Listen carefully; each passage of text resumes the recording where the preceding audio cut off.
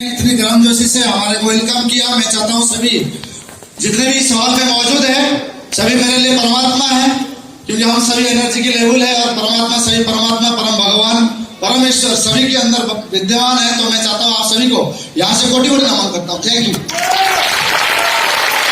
धन्यवाद।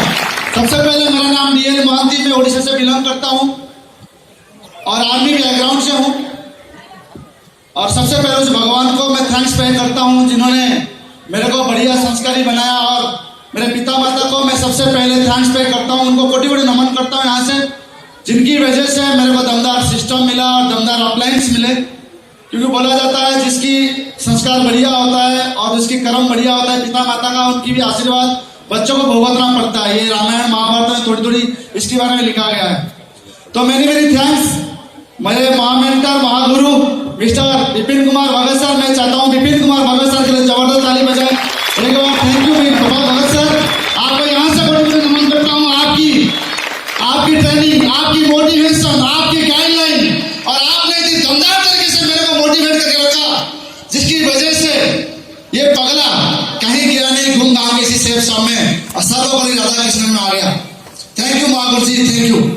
और नेक्स्ट हमारे महागुरु महामेंटर मेरे को जिन्होंने ग्राउंड लेवल में हीरो बनाया, जिन्होंने मेरे को उठाया बिस्तर से, हर वक्त उठाया, जिन्होंने मेरे को मेरे अंदर काम करने का तरीका सिखाया, सोने को भुला दिया, रात को 1-1 बजे तक मैंने उनकी वजह से काम कर पाया। जिन्होंने मेरे अंदर ये आदत डाला वो कोई नहीं है, जिनको मैं अपनी साथी मेरा अपनी दोस्त मानता हूँ, और वो कोई नहीं है मिस्टर उमेश यादव सर। मैं आपको यहाँ से कोटि कोटि नमन करता हूँ और आपको यहाँ से चरण स्पर्श मांगता। और इस बिजनेस के अंदर जब मैं नेगेटिव हुआ, जब मेरे अंदर बहुत सारी चीजें आई, करना है नहीं करना है, बहुत सारा डिसीजन लेने का बात होती थी। जब भी डायमंडशिप में लोगों को ले जाना होता था या सिस्टम को फॉलो करने की बात होता था, उसमें हमारे महामेंटर powerhouse of the system बेताज बादशाह हमारे Chaudhary sir, PR Chaudhary sir, जिनकी दिशा ट्रेनिंग लेके मैं आज यहाँ पर हूँ। बाबू जी आपको कोटि कोटि नमन, थैंक यू। नेक्स्ट हमारे को जिन्होंने लाइफस्टाइल सिखाया वो है हमारे अक्षय कुमार साहब, सेफ साहब के अक्षय कुमार, अमल कुमार झा साहब। मैं आपको कोटि कोटि नमन करता हूँ, आपका सशक्त नमन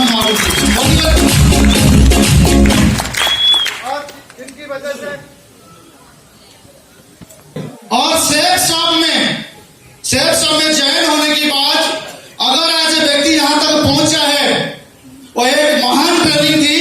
ज्वाइन होने की 15 दिन के अंदर मिस्टर विपिन कुमार भगत सर मेरे को बोलते हैं, tiger you are so lucky, एक डायमंड का मीटिंग हो रहा है और हमने जोधपुर से आपका नाम दिया है। मैं बहुत ज्वाइन हुआ था उस टाइम सेफ शॉप में, और सर ने मेरे को मोटिवेट करके कैसे ना कैसे जबरदस्ती ले गए। रिजर्वेशन भी सर ने किया, सारा कुछ सर ने किया। बट जब मैं यहाँ पर पहुंचा होटल के अंदर दिल्ली में, तो वहां पर सर ने मेरे को बोला कि 3,500 रुपया दे दो। वहां पर बैठे थे मूर्ति साहब, तो मैंने बोला 3,500 किस चीज का है? तो जैसे भी है मैंने पैसा दिया, ट्रेनिंग अटेंड किया, और वहां जिस शख्स की ट्रेनिंग चल रहा था उसका नाम था LDP, और उस शख्स का नाम था हमारे भगवान सेफ साहब की बेताज बादशाह। मैं नाम लेने से पहले चाहता हूं सभी लोग खड़े होकर उनके जबरदस्त ताली बजाएंगे। नरसिंह ग्रेवाल सर,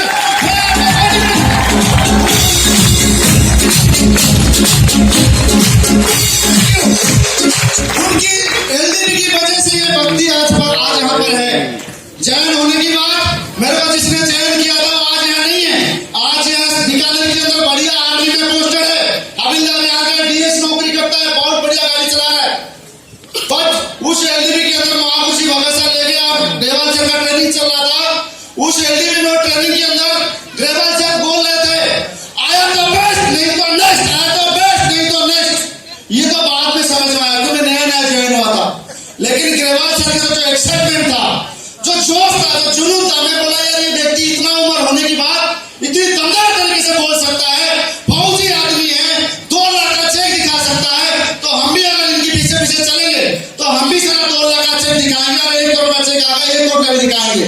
और उसी दिन मेरे बिजनेस में जब सर के साथ गाड़ी में आया, भगत सर के साथ घर आया, घर आने के बाद मैं वहीं से फोन किया और 8 डीडी रातों रात 11 बजे तक दम कर दिया था। महागुरु के अकाउंट में पैसा आ गया था, और मैंने महागुरु जी यहाँ ज्वाइन होने की बात जिन्होंने मेरे को ज्वाइन कराया था वो लेकिन सबसे पहले बहुत सारे लोग ज्वाइन होते हैं, कोई प्लान देख के ज्वाइन होता है, कोई सिस्टम का वेन्यू देख के ज्वाइन होता है, वेन्यू में जाके किसी ने एनोटनी में जाके मतलब जाके ज्वाइन होता है, किसी ने कहीं ना कहीं ज्वाइन होता है। मैं कैसे ज्वाइन हुआ था, मैं 2 मिनट की बात बताना चाहूंगा।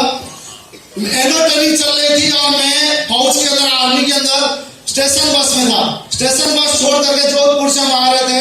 आने के बाद मेरे जो कलीग थे संदीप जी, वो थे ड्राइवर और मैं था दंडामैन। दंडामैन समझ पा रहे बहुत सारे आदमी वाले होंगे, पीछे बैठता है, पीछे गेट खोलता है और गेट बंद करता है, दंडामैन।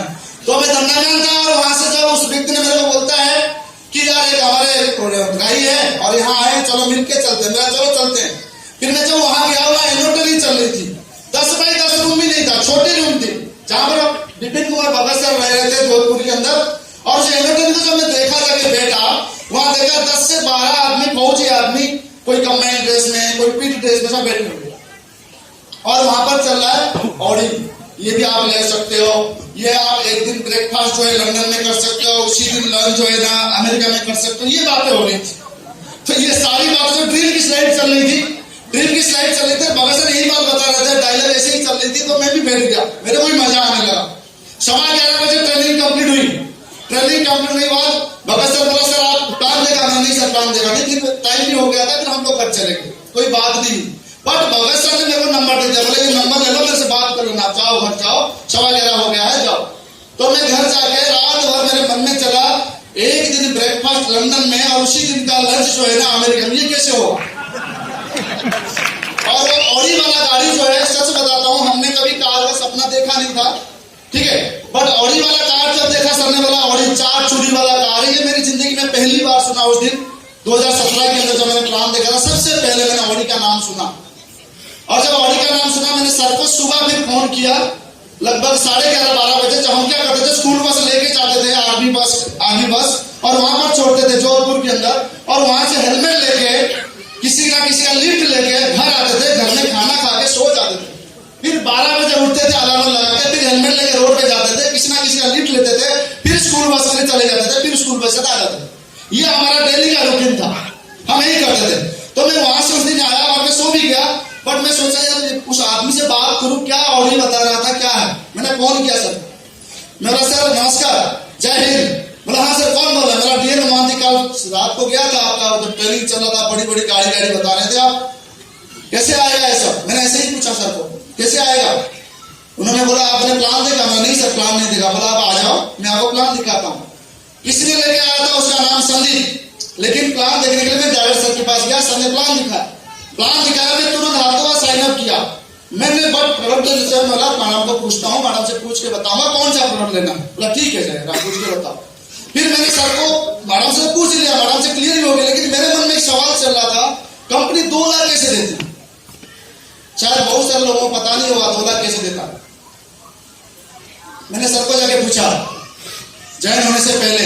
उमेश सर मेरे को क्या क्या वो छत के ऊपर ले गए, डायरी में ले गए, बोला डायमंड बनने के बाद आपकी सेल कितना जाता है, इनकम कितनी प्रॉफिट होती है कंपनी को, और कंपनी आपको कितनी कमीशन देती है, पूरा ऑन द स्पॉट मेरे को समझा दे। बोले यार ये तो बढ़िया काम है, ये काम हम कर सकते हैं सर। तो मैंने तुरंत 3 आईडी में ज्वाइन हुआ था। और उस टाइम हमारे पास बड़ी शानदार साड़ी और सूट का पैकेज आता था। 3 आईडी में ज्वाइन हुआ।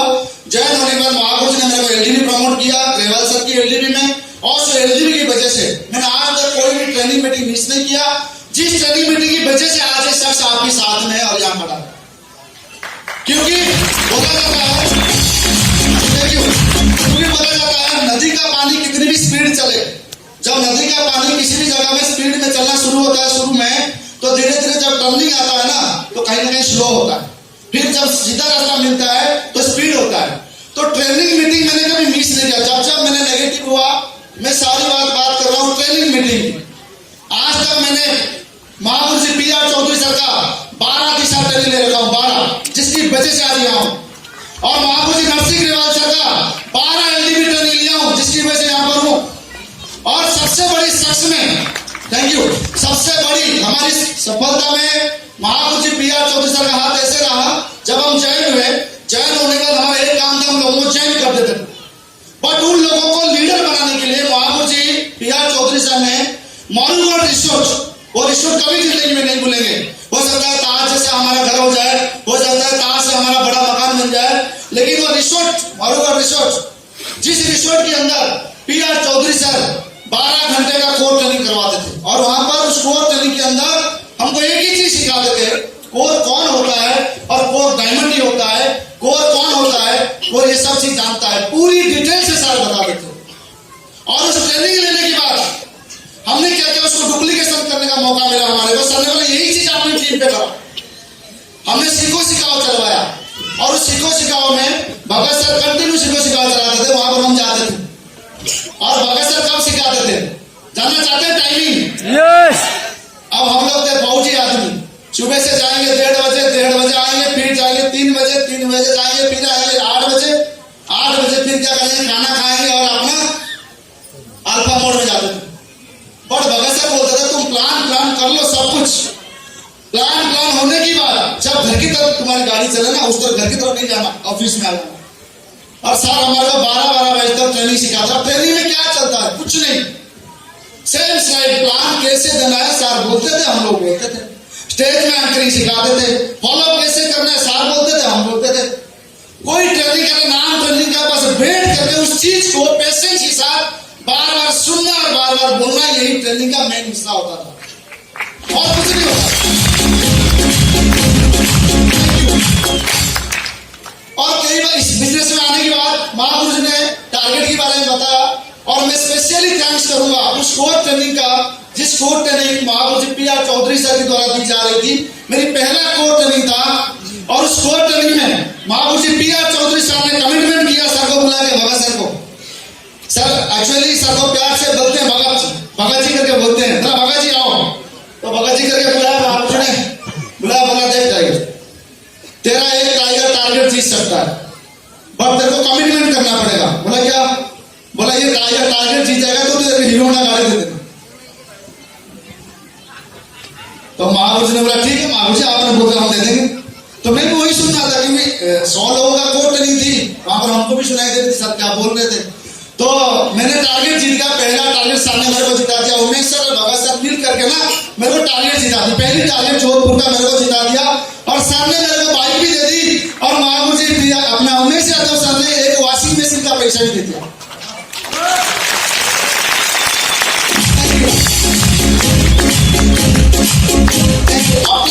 अपलाइन सिर्फ मोटिवेशन नहीं करता है, अपलाइन अपनी चेक से भी कुछ हमारे को दे दिया, लेकिन उन्होंने क्या किया, पैसा दिया। जब पैसा दिया, लगभग दोनों का पैसा मिला के 60-70 हजार हो रहा था। तो मैं बोला ठीक है महापुरुष ने बढ़िया बाइक ले लेता हूँ, अब वॉशिंग मशीन की जरूरत नहीं। तो महापुरुष ले गए PR चौधरी पास। चौधरी सर बोला यार सुन, सर ऐसे ही बोलते हैं, आज भी ऐसे ही मेरे बोल सुन। बोला हाँ महापुरुष बोलो। बोला कार चलाना आता है? नहीं आता है। कार घर में है? नहीं है। कार लेना चाहता है? अब मेरे को मुस्कुराना आ रहा है, क्यों? घर में कार है नहीं, कभी सपना है नहीं, आज भी मेरे घर में कार की सपना नहीं है। अगर मेरे को छोड़ दूं, मेरे गांव में भी किसी के पास कार नहीं होगा, कार का सपना किसी के पास नहीं है। एक ही चीज है, कार लेने से पार्किंग का प्रॉब्लम, पेट्रोल खर्चा का प्रॉब्लम, पैसा इतना कहां से आएगा, बाइक में हम कहीं भी गली से घुस जाएंगे, कार में कहीं घुस लेके जा नहीं पाएंगे, फलाना ठिकाना बहुत सारे, आप जितना भी ले सकते हो ले लो, ठीक है। तो कार की सर ने बोला कि ये जो पैसा है, इसी पैसे में आपको कार दिला देंगे। मेरे को बड़ा मन में आया, ये बड़ा मजाक कर रहा है, क्योंकि कार का सपना जिसके अंदर है, वो क्या बोलेगा, मजाक ही कर रहा है। अरे ऊपर वाला सही बोल रहा हूं, सबके पास कार है क्या ऊपर? नहीं है तो ले लेना अभी जाके यहाँ से। तो सर ने बोला कि इतना पैसा ले आओ, इतना पैसा डाउन पेमेंट में आपका कार हो जाए। तो मैं बोला ठीक है महापुरुष ले लेते हैं। तो हमने कार ले ली, महापुरुष ने मेरे को कार दिला दिया। महापुरुष जी मेरा सपना पूरा कर देते।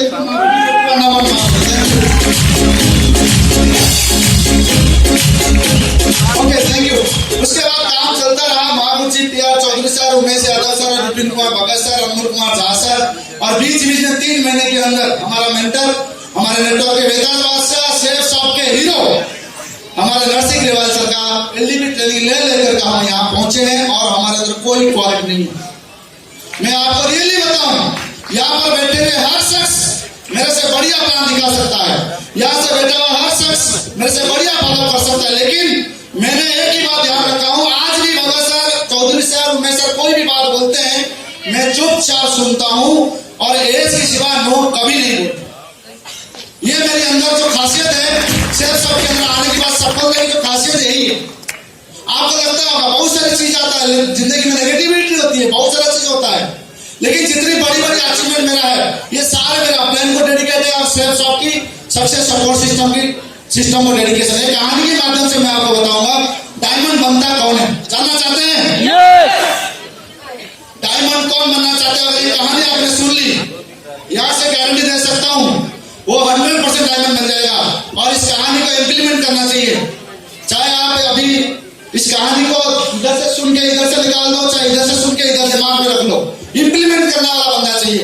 आप बताओ तो बता दूं, उस कहानी को अगर एक आदमी इम्प्लीमेंट कर देगा वो 100% डायमंड इस एक साल के अंदर बन जाएगा। एक साल में डायमंड बनने का मंत्र जो मैंने महापुरुष लोगों से सिखाया है वो आपको कहानी के माध्यम से बताऊंगा। एक बार क्या हुआ, सभी लोग इधर ही है, अरे आर यू एक्साइटेड? ऊपर वाले एक्साइटेड हो? लग रहा है एक्साइटेड ही हो। जब महापुरुष यहाँ बैठे एक्साइटमेंट की बेदार भाषा, तो आप एक्साइटेड क्यों नहीं होंगे? चलो ये कहानी ऐसा था, एक संत था। संत, मेरा हिंदी थोड़ा सा है, आप समझ लेना। संत थे, पूजा मतलब क्या बोलते हैं उनको, वाल्मीकि जैसे संत जो भगवान जी को पूजा पाठ करते थे और जो भगवान जी को दिखा देते थे, दर्शन करते थे डायरेक्ट, संत साहब। एक बार क्या हुआ, एक सेठ जी का काम काज देख करके बड़ा प्रसन्न हो गए। सेठ जी बहुत ज्यादा काम करते थे, बहुत ज्यादा मेहनत करते थे, उनसे वो प्रसन्न हो गए। बोला यार सेठ जी, तुम्हारी उम्र तो बहुत ज्यादा हो गया है, अब तो तुम जिंदगी में बहुत काम कर लिया और तुम्हारे काम बहुत अच्छे हैं, तो मैं चाहता हूं कि तुमको भगवान से मिला दो। कैसा रहेगा? बढ़िया रहेगा? अगर आपको पूछा भाई भगवान से मिला दे, क्या बढ़िया रहेगा? तो बोला हाँ बढ़िया रहेगा। चलो फिर भगवान से मिलने चलते हैं, मैं आपको भगवान से मिला दूंगा। बोला ठीक है। अब सेठ जी बोला कि ठीक है, लेकिन संत साहब एक बात बोलो, मैं भगवान से तो मिल लूं, लेकिन मेरा बच्चा छोटा है। क्या है बच्चा? जो बोलेगा वही बनेगा। बच्चा क्या है? छोटा है। सबका बच्चा तो छोटा ही होता है। पीआर चौधरी से का डायलॉग, बच्चा बड़ा किसका होता है? बच्चा तो छोटा ही होता है। तो बोला बच्चा छोटा है, तो बच्चा बड़ा हो जाएगा तो आप आ जाना, मैं फिर आपके साथ चलूंगा भगवान से मिलने। बोला ठीक। संत साहब चले जाते हैं। संत जी संत दिन कुछ दिन बाद आते हैं। बोला सेठ जी चले अभी भगवान से मिलने? बोला अभी तो बच्चा बड़ा हुआ, इसका शादी कर लेता हूँ, शादी की उम्र हो गया है, इसकी शादी कर लेता हूँ, फिर मैं आपके साथ चलूंगा भगवान से मिलने, पक्का? गारंटी? पक्का। बोला ठीक है। उसके बाद संत भी चले जाते हैं। बोला कोई बात नहीं। संत भी आते हैं, थोड़ी देर बाद जब आते हैं बोलते हाँ सेठ जी चले भगवान से मिलने? बोला अभी तो शादी हुई है, पोता आने वाला है, पोता आ जाएगा तब चलूंगा मैं आपके साथ भगवान से मिलने। जरूर चलूंगा, सच बता रहा हूँ, कसम से नहीं बोलते बातों में हम लोग, कसम से चलूंगा इसका। बोला ठीक। फिर संत क्या करते हैं, चले जाते हैं। फिर थोड़ी देर बाद आते हैं, बोलते हैं हाँ भाई चले अभी मिलने। बोला यार अभी पोता तो छोटा हो रखा है, इसकी शादी में करा दूं, फिर उसके बाद तुम्हारे साथ चलूंगा। बोला ठीक है।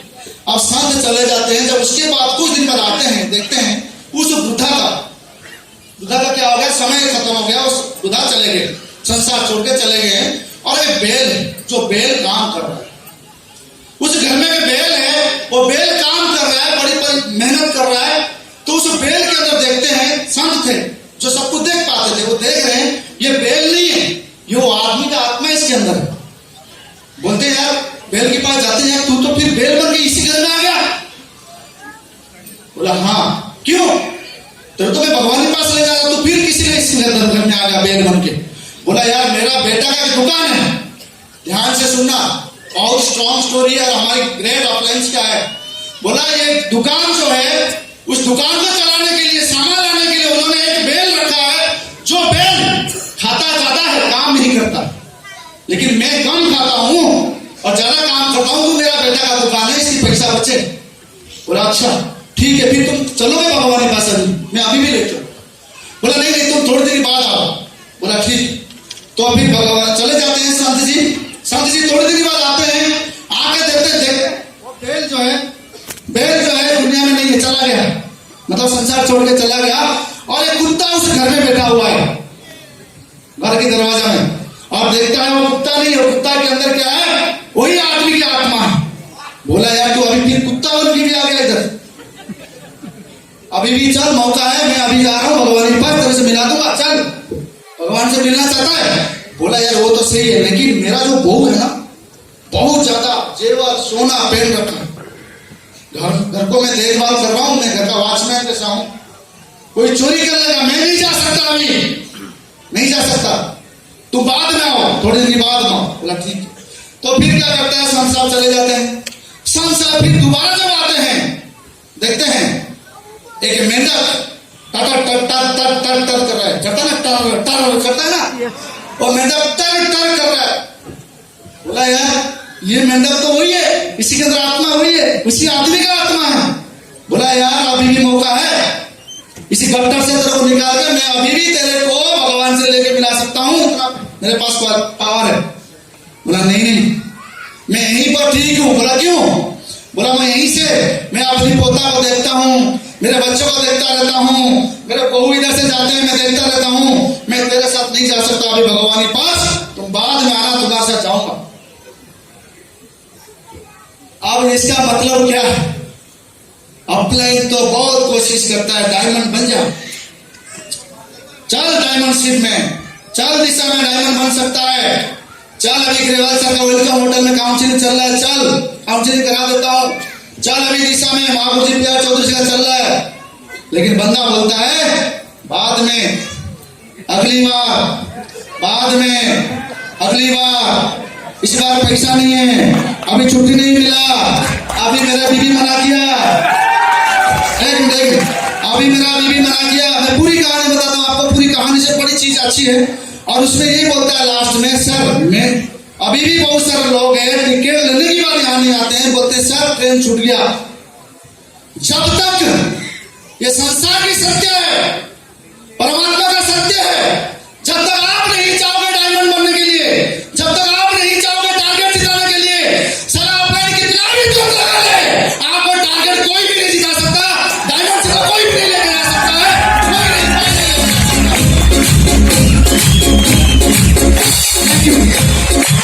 ये स्टोरी हमारे माधव सर की द्वारा बताया गया था किसी ट्रेनिंग के अंदर, मैं उसको कॉपी करके पेस्ट किया इस ट्रेनिंग के अंदर। और इस ट्रेनिंग से अगर स्टोरी से एक ही चीज सीखने को मिलता है, इंसान तो सब कुछ करना चाहता है लेकिन उसको इंप्लीमेंट करके खुद को एक्शन नहीं करना चाहता है। कोई ना कोई फोकस को बदल देते हैं हम लोग। यहां पर अभी आप लोग बैलून जैसा फूल गए होंगे, अभी लग रहा होगा अभी 2 दिन के अंदर ये टारगेट होगा, अरे होगा नहीं होगा, 2 दिन के अंदर हो जाएगा, देखो हो जाएगा। लेकिन जैसे यहां से निकलते हैं ऐसे कभी बेटे का नौकरी दुकान को हम देख लेते हैं, कभी बहू का धन को जगवाल बन जाते हैं, रखवाले बन जाते हैं, कभी नौकरी का रखवाले बन जाते हैं, पता नहीं किसका किसका बन जाते हैं, जिसकी वजह से हम नहीं बन पाते। ये पूरी स्टोरी मेरे ऊपर लागू है, आपके ऊपर नहीं, मेरे ऊपर एक स्टोरी मैंने इस बिजनेस में आने के बाद कंपनी की टारगेट 7 बार लगातार जीता, सिर्फ अपनी दमदार टीम और दमदार अपलाइन की वजह से, और जिसकी वजह से